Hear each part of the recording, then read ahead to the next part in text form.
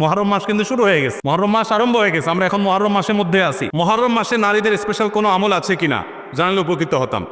মুহররম মাসে পুরুষদের জন্য যে আমলগুলো আছে, আমাদের মা বোনদের জন্য একই আমল আছে, মা বোনদের জন্য আলাদা কোনো আমল নাই।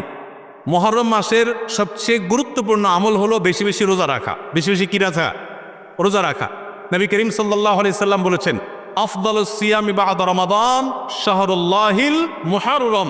আল্লাহর কাছে রমজানের পরে নফল রোজার জন্য সবচেয়ে আদর্শ এবং শ্রেষ্ঠ মাস হলো মুহররম মাস। এই জন্য ভাই মুহররম মাসে বেশি বেশি নফল রোজা রাখার চেষ্টা করতে হবে। বেশি বেশি তো দূরের কথা, অনেকে একটাও রাখতে পারেন না, অন্তত 2-4টা হলেও রাখার চেষ্টা করবো ইনশাআল্লাহ। মুহররম মাস কিন্তু শুরু হয়ে গেছে, মুহররম মাস আরম্ভ হয়ে গেছে। আমরা এখন মুহররম মাসের মধ্যে আছি। সম্মানিত মাসের মধ্যে সম্মানিত 4টা মাস আছে, এর ভিতরে সবচেয়ে শ্রেষ্ঠ হলো এই মুহররম মাস, বছরের প্রথম মাস, হিজরি বর্ষের। অতএব এই মাসের প্রধান আমল হলো বেশি বেশি নফল রোজা রাখা। দ্বিতীয় আমল হলো মুহররমের 10 তারিখ আশুরা, এই আশুরা উপলক্ষে 2টা রোজা রাখা। 9 আর 10 রাখলে বেশি উত্তম, আর না হলে 10 আর 11 এই 2টা রোজা রাখা নারী পুরুষ সকলের জন্য সুন্নাহ। নারীরা যদি মাসিক অবস্থা না থাকেন তারা রাখবেন না, মাসিক অবস্থা না থাকলে তারা রাখবেন না। তাদের নিয়ত থাকলে আল্লাহ তাআলা তাদেরকে এমনিতেই সওয়াব দেবেন ইনশাআল্লাহ। তাহলে মুহররম মাসে আমল হলো বেশি রোজা রাখা, বিশেষ করে আশুরা রোজা রাখা। এর বাইরে মুহররম উপলক্ষে স্পেশাল কোনো আমল নাই যে এই মাসের জন্য আলাদা করে এটা করণীয় আছে। আশুরার করণীয় বর্জনীয় সম্পর্কে জানতে চাই। 10ই মুহররমকে আশুরা বলা হয়। 10ই মুহররমকে কি বলা হয়? আশুরা।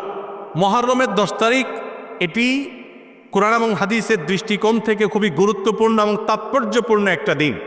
সারা বছরের ফজিলত এবং মর্যাদাপূর্ণ কয়েকটা দিনের একটা হলো আশুরা। মুহররমের 10 তারিখ বা 10ম দিনটি এটি তাৎপর্যপূর্ণ হওয়ার কারণ হলো এই দিনে আল্লাহ রাব্বুল আলামিন পৃথিবীর ইতিহাসে বহু নবী রাসূলকে অন্যায় এবং বাতিলের বিরুদ্ধে বিজয় দিয়েছেন। অনেক বড় বড় ঘটনা এই দিনে ঘটেছে এবং কিয়ামতের আগে আরো ঘটবে। এদিনের সবচেয়ে বড় ঘটনা যেটি ঘটেছে বা সবচেয়ে বড় আলোচিত ঘটনা হাদিসে, সেটি হলো এই দিনে আল্লাহ নবী মূসা আলাইহিস সালামকে আল্লাহ তাআলা ফেরাউনের বাহিনীর বিরুদ্ধে বিজয় দিয়েছে। মূসা আলাইহিস সালাম এবং ঈমানদারদের বিজয়ের দিন এটি। আশুরার 10 তারিখ বা মুহররমের 10 তারিখ বা আশুরা, এটি হলো বিজয়ের দিন মূসা আলাইহিস সালামের এবং বনী ইসরাইলের। ফেরাউন তাদেরকে ধাওয়া করেছে, আল্লাহ তাআলা তাদের জন্য নীল নদে আল্লাহ তাআলা তাদের জন্য নদীর উপরে রাস্তা করে দিয়েছেন। সেই রাস্তা তারা পার হয়ে গেছেন অলৌকিকভাবে। আর ফেরাউন তার বাহিনী সহ তাদের অনুসরণ করতে গিয়ে মাঝ নদীর দিকে নিমজ্জিত হয়েছে। এখনও ফেরাউনের লাশ মিশরের পিরামিডে আছে। আল্লাহ বলেছেন, ওয়াকাযালিকা নুনাজ্জিকা লিবাদানিকা লিতাকুনা লিমান খালফাকা আয়া।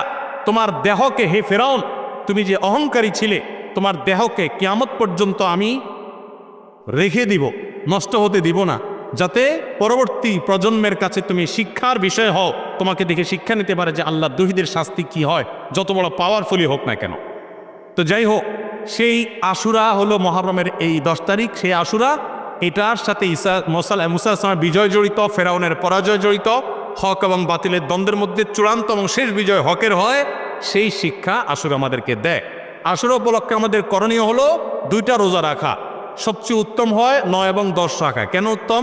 কারণ নবী করিম সাল্লাল্লাহু আলাইহি সাল্লাম যে বছর ওয়াফাত হয়েছে তিনি বলেছেন, যদি আমি আগামী বছর বেঁচে থাকি লা আসুমান্না তাসিআ ওয়াল আশির, তাহলে আমি 9 এবং 10 জিলহজের এই 2 দিন রোজা রাখবো। এই জন্য 9 তারিখ আর 10 তারিখ রোজা রাখা উত্তম।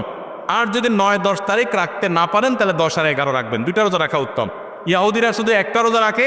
নবী সাল্লাল্লাহু আলাইহি সাল্লাম আমাদের রোজাকে তাদের থেকে স্বতন্ত্র করবার জন্য, তাদের থেকে পৃথক করবার জন্য 2টা রোজার নির্দেশ দিয়েছেন। এই জন্য আশু উপলক্ষে 2টা রোজা রাখা সুন্নাত।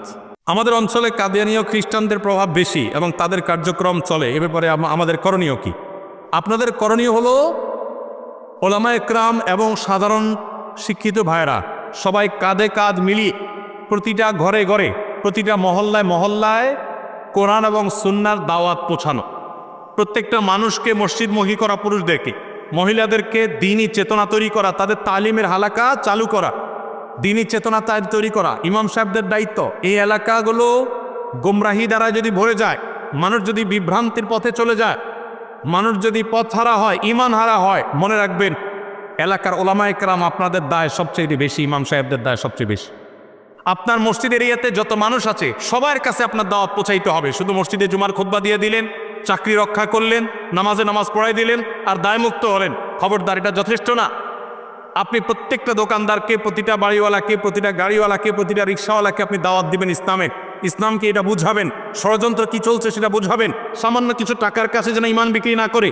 খ্রিস্টানরা তারা চক্রান্ত করে আমাদের সরল মনা মুসলমানদেরকে টাকা পয়সার লোভ দিয়ে বেঈমান করছে। ক্যাডারিরা তারা বিভিন্ন সুযোগ সুবিধার অফার দিয়ে আমাদের সরল মনা মুসলমানদেরকে বেঈমান করছে। মুসলমানকে শিক্ষা দিতে হবে যে পৃথিবীর সমস্ত সম্পদের বিনিময়ে তোমার ইমান বিক্রি করা এটা তোমার সাজে না। এই ইমানের চেতনা যদি আমরা তৈরি করতে পারি, দাওয়াতের কাজ যদি বাড়াতে পারি, তালিমের কাজ যদি বাড়াতে পারি, ইনশাআল্লাহ শয়তানদের শয়তানি চক্রগুলো থেমে যাবে। আমাদের কাঁধে কাঁধ মিলিয়ে যাওয়াতে হবে। সকল মতপার্থক্য ভুলে গিয়ে, আমরা জানি এই অঞ্চলে আপনারা নানা রকম ইখতিলাফের মধ্যে ডুবে আছে। আপনি মুসলমান ভাই, আহলে সুন্নাত ওয়াল জামাত ভাই, কাঁধে কাঁধ মিলান। সে যে চিন্তার হোক, যে মতাদর্শের হোক, আপনার সাথে হাজার ইখতিলাফ থাকুক, ইসলামের দাওয়াতের কাজে আপনি তার সাথে কাঁধে কাঁধ মিলিয়ে কাজ করেন আর বিরুদ্ধাচরণকারীদের বিরুদ্ধে দাঁড়ান, না হলে এলাকাকে বাঁচাতে পারবেন না। আল্লাহ আপনাদেরকে সেরকম শক্তি এবং সামর্থ্য দান করুন।